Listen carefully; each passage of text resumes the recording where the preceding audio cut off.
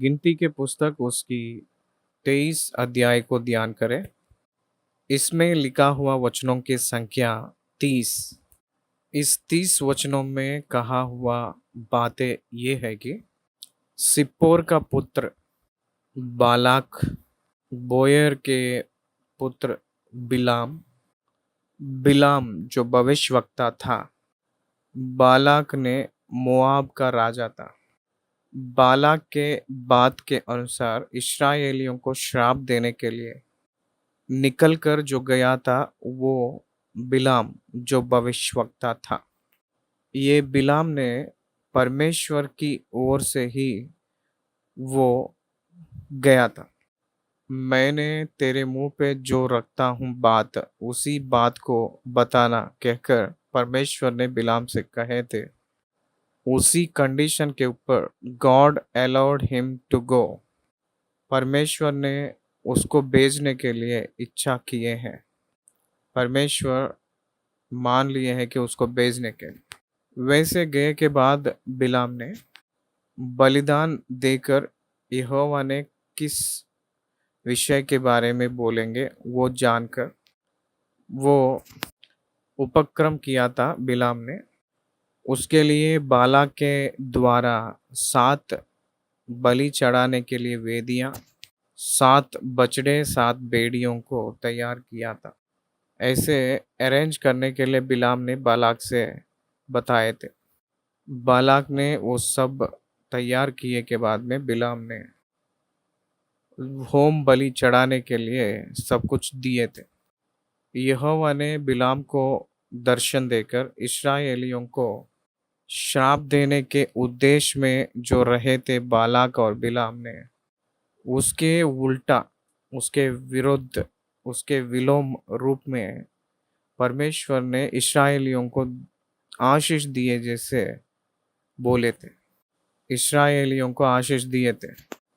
तब बालाक ने बिलाम से कहता है कि आपने श्राप के बदले आशीष संपूर्ण रीति से दिए हैं, शाप नहीं दिए थे। इसलिए और एक जगह पे चलेंगे कहकर वहां से लेकर एक पहाड़ के पास पिसगा के सिरे पर ले गया था। शायद वहां से वो श्राप देगा, श्राप कहेगा कहकर बालाक ने बिलाम को लेकर गए थे। फिर यहोवा के साथ भेंट करने के लिए गया था बिलाम ने, फिर बलिदान चढ़ाया था। तब यहोवा ने फिर से उसके मुंह में एक बात डाली थी, वो भी आशीष का ही बात था। उस आशीष का वचन इसी अध्याय में हमें 18वीं आयत से दिखाई देती है। तब बिलाम ने कहता है कि परमेश्वर ने आशीषित ही करने के लिए कह रहे हैं कहकर कहता है। तो ये बात सुनकर बालाक राजा ने, जो मोआब का राजा था, बालाक ने आप आशीष देना भी नहीं, श्राप भी देना नहीं कहकर कहता है।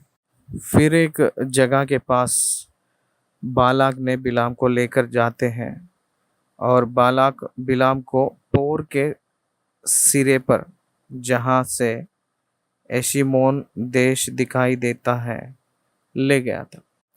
फिर वहाँ भी बकरियों को चढ़ाया था, वेदियों पे बलिदान किया था। फिर वहाँ भी परमेश्वर ने उसके मुंह में एक बात डाले थे, तो उस समय वो भी आशीष का वचन था।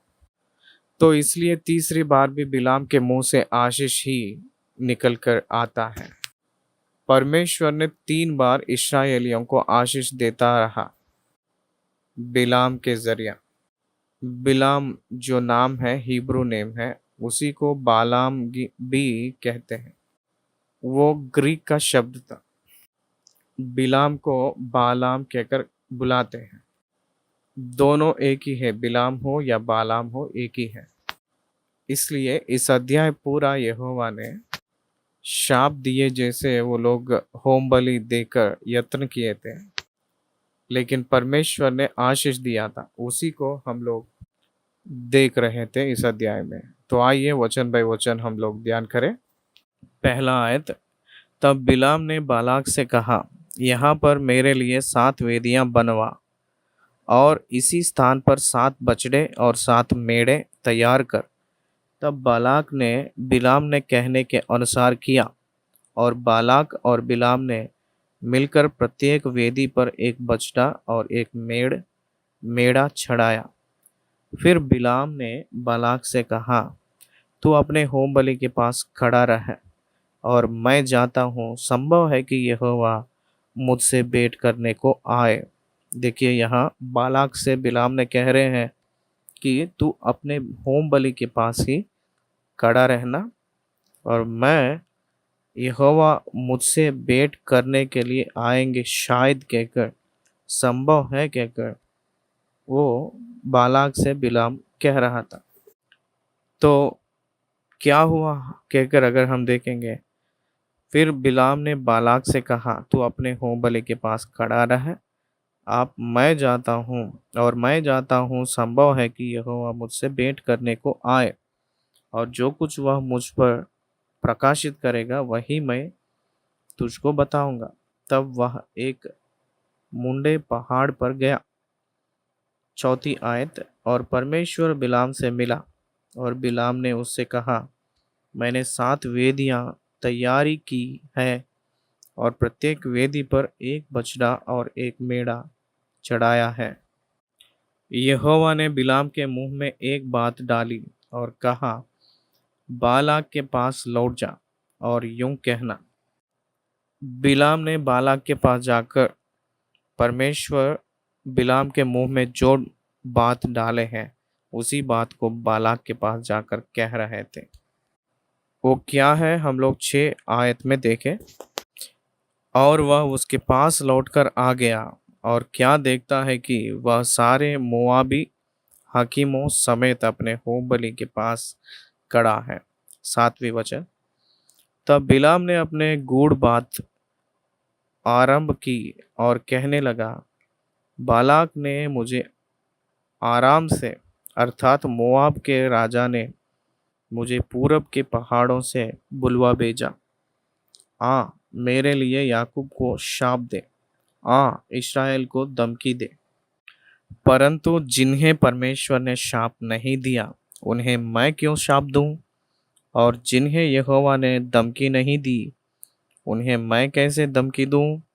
चट्टानों की चोटी पर से वे मुझे दिखाई पड़ते हैं, पहाड़ियों पर से मैं उनको देखता हूँ। वहाँ ऐसी जाति है जो अकेली बसी रहेगी और अन्य जातियों से अलग गिनी जाएगी। याकूब के धूली के किनके को कौन गिन सकता है, या इस्राएल की चौथाई की गिनती कौन कौन ले सकता है।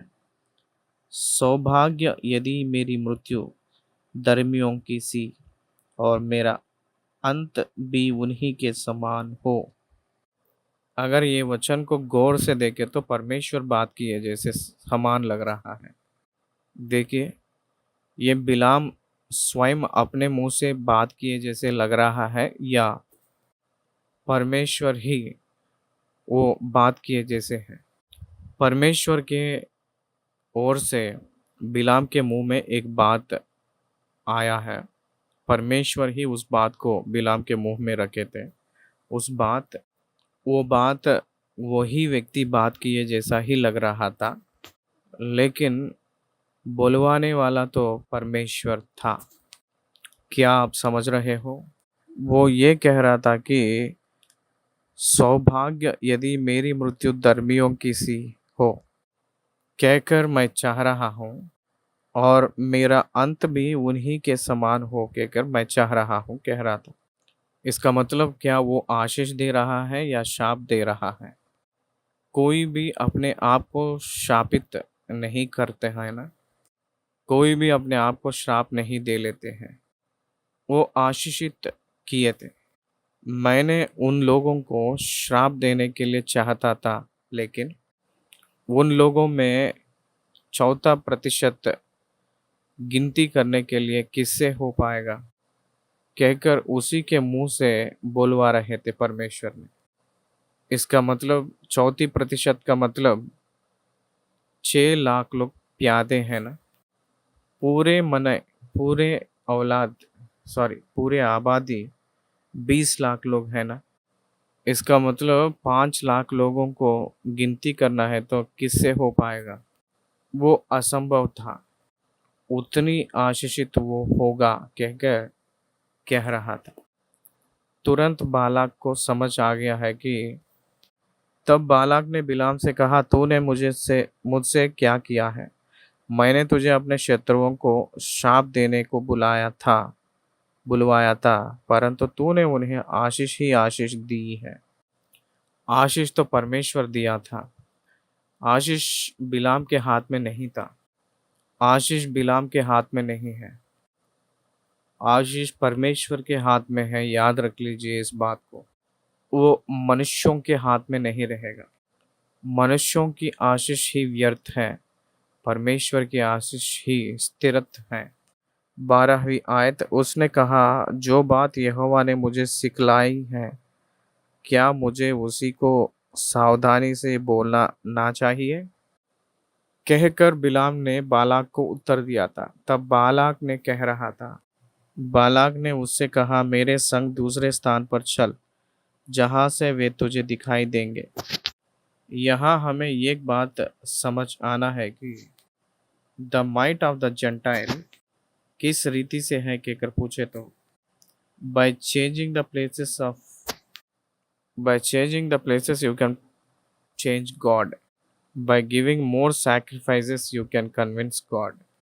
That is the attitude of the gentile king. अन्य लोगों की राजा जो बालाक ने वो स्थानों को बदलते हुए पूछे तो, और जितने भी उपहार है वो बढ़ाते जाए तो, और मेढ़े को परमेश्वर ने मांगे तो परमेश्वर कन्विंस हो जाएंगे और मेरे और वो सब कुछ कर देंगे कहकर कह रहा था। It is the wrong philosophy.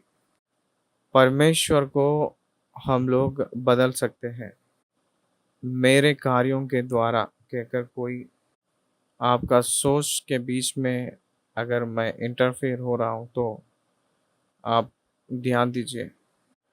परमेश्वर को हमें बदल सकते हैं मेरे कार्यों के जरिया। इस प्रकार की सोच ही गलत है। उसी गलती में बालाक ने आगे बढ़ रहा था।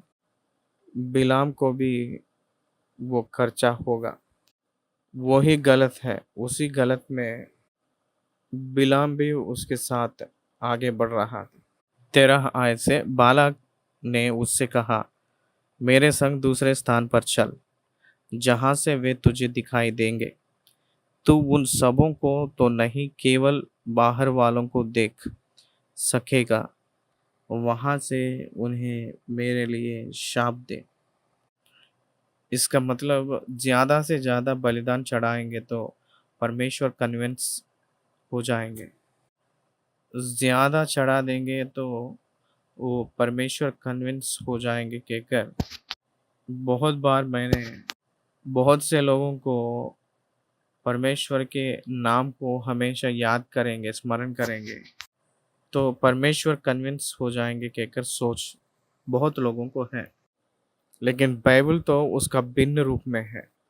हे प्रभु कहकर जितने भी बुला रहे थे, हे प्रभु कहकर कोई भी चिल्लाता है तो वो स्वर्गलोक में नहीं पहुंचेगा, लेकिन पिता के इच्छा के अनुसार जो करता है वही स्वर्गलोक में पहुंचेगा कहकर परमेश्वर ने कहे थे उससे।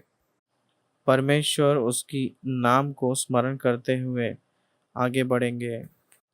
परमेश्वर उनके नाम को हमेशा स्मरण करेंगे तो कन्विंस हो जाएंगे कहकर मत सोचा करिए।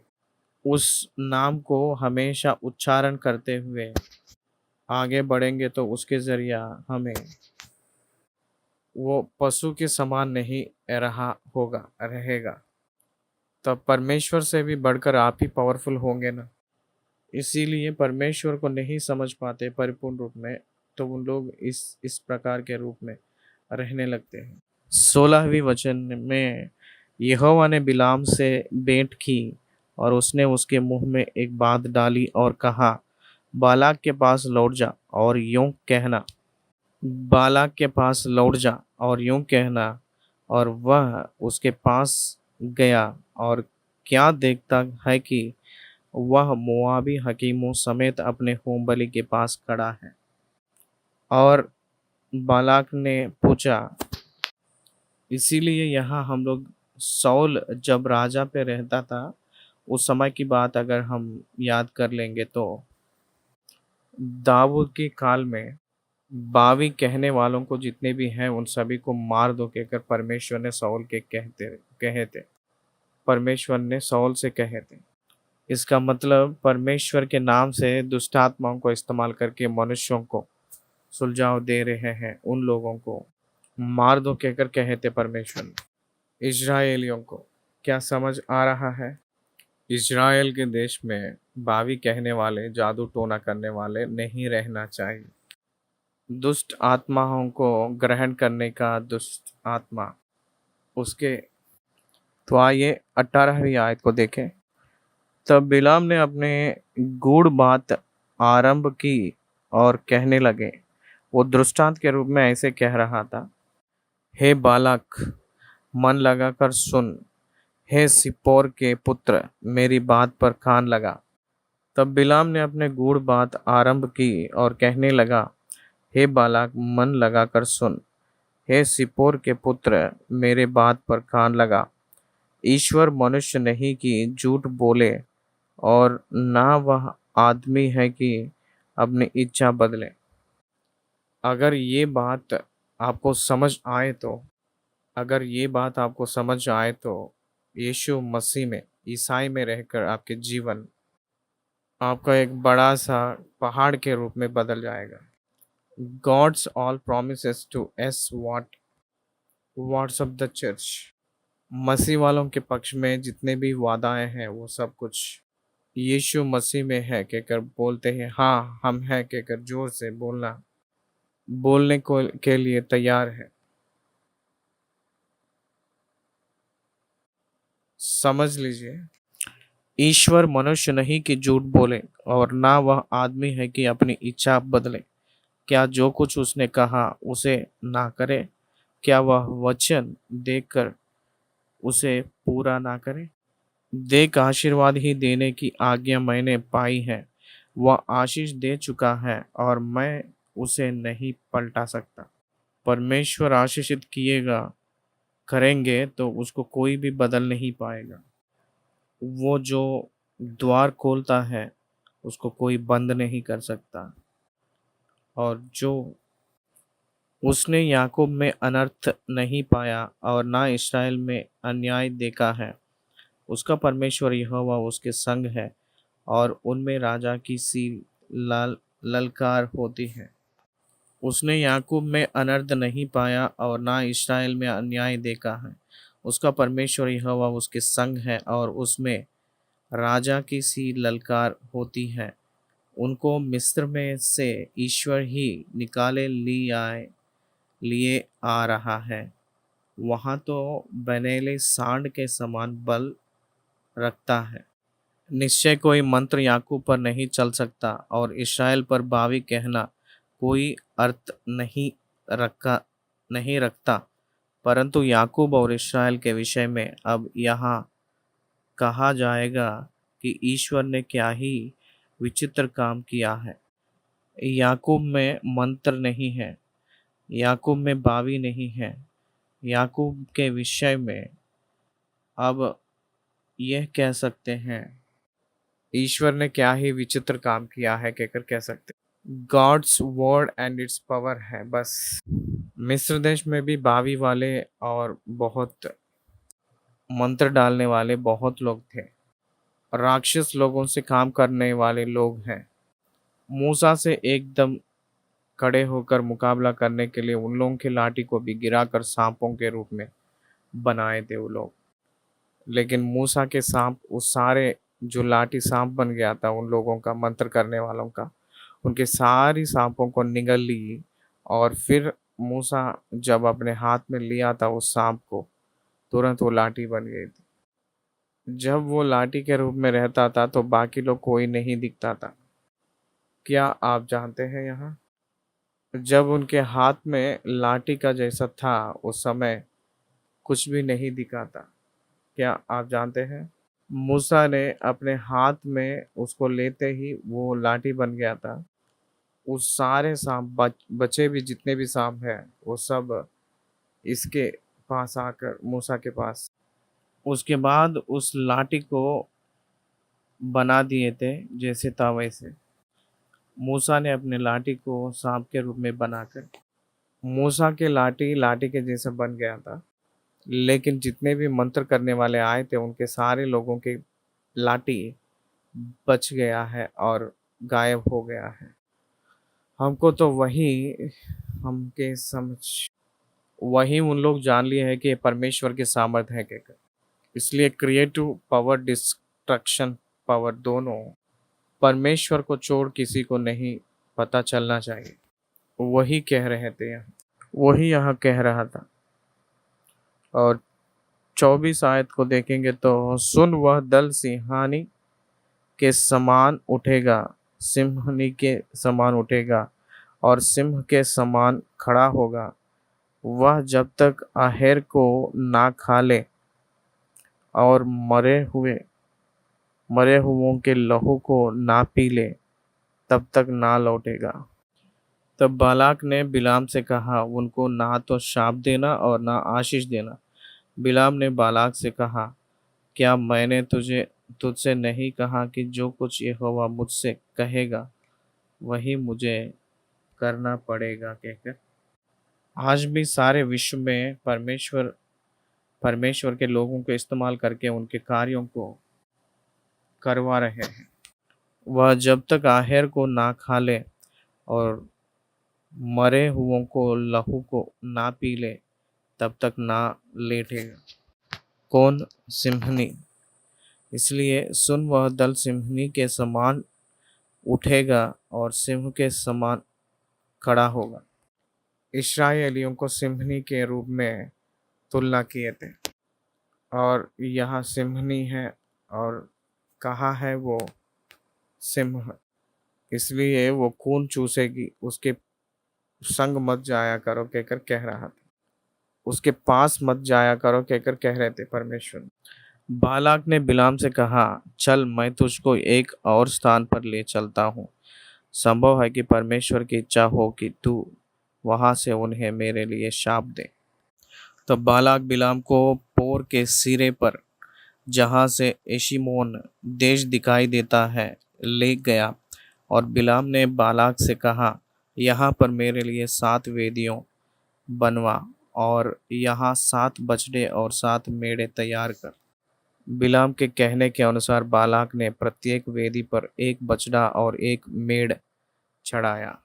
दिस इज थर्ड टाइम, तीसरी बार इस रीति से बलि चढ़ाए थे।